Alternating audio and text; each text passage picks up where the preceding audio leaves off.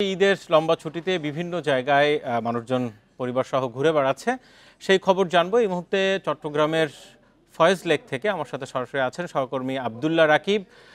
রাকিব, সবাই এখন আসলে একটা বিনোদন এবং আনন্দের মুহূর্তে আছে, ঈদের ছুটি চলছে। জানতে চাই ফয়েজ লেকে এখন কি অবস্থা, মানুষের আনাগোনা কেমন, সাথে পতেঙ্গার খবরও বলবেন। বান্ডেল থাকলে প্রতি সেনমানিতে টাকা বাঁচবে। বিকাশ সেনমানি বান্ডেল কিনে জিতুন প্রতি লেনদেনে।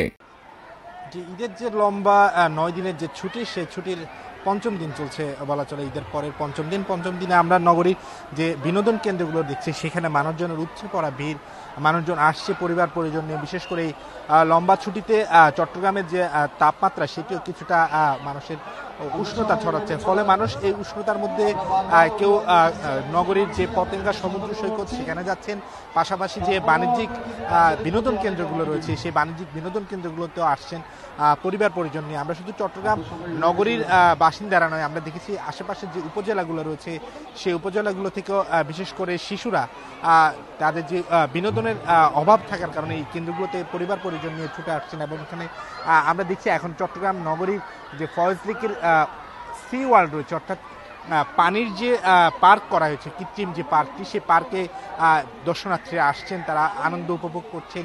যে ঈদের যে আমেজ, ছুটির যে আমেজটি রয়েছে তার মধ্যে যে তীব্র গরম রয়েছে, সেই গরমের মধ্যে কিছুটা স্বস্তি পেতে এই পানির পার্কটিতে আসছেন এবং তারা ঘুরছে ফিরছেন, এখানকার যে রাইডগুলো আছে সেই রাইডগুলোতে চড়ছেন। এবং তারা এখানকার যে কর্তৃপক্ষ তারা বলছেন যে ঈদের যে সময়টুকু থাকে, যে সময়টা জুড়ে বন্ধ থাকে, ছুটির আমেজ থাকে, সে সময় সাধারণ সময়ের চেয়ে প্রায় 2 থেকে 3 গুণ মানুষ এই পার্কগুলোতে আসে এবং বিনোদন কেন্দ্রগুলোতে ভিড় জমায়। চট্টগ্রাম নগরীর শুধুমাত্র এই পার্কটি নয়, এছাড়া রয়েছে চিড়িয়াখানা সহ অন্যান্য যে কেন্দ্রগুলো রয়েছে সেখানেও আসছেন শিশুরা এবং পরিবার পরিজন নিয়ে এখানকার যে বিনোদন কেন্দ্রগুলোতে সেখানে উপভোগ করছেন। আমরা নগরীর যদি পতেঙ্গা সমুদ্র সৈকতের কথাও বলি, সেখানে হয়তোবা সেখানে যে প্রাকৃতিক যে সৌন্দর্য সেখানেও দর্শনার্থীরা আসছেন এবং বিশেষ করে বিকেল থেকে শুরু করে রাত অবধি পর্যন্ত সেখানকার মানুষজন আনাগোনা থাকছে এবং যে প্রাকৃতিক সৌন্দর্য সেটি উপভোগ করছেন। আমরা এখন যে পার্কটিতে রয়েছি সেখানে একটা বিষয়, অনেকে চট্টগ্রামের অনেকেই এই কথাটা বলেন, বিশেষ করে ফয়েজ লেকের অনেক রাইডগুলো বেশ মূল্য তালিকাও বেশ ভারী, তাছাড়া সব মিলে টিকিট এই সমস্ত মিলে ওখানে আসলে এই খরচের পরিমাণটা একটু বেশি, আসলে কি তাই?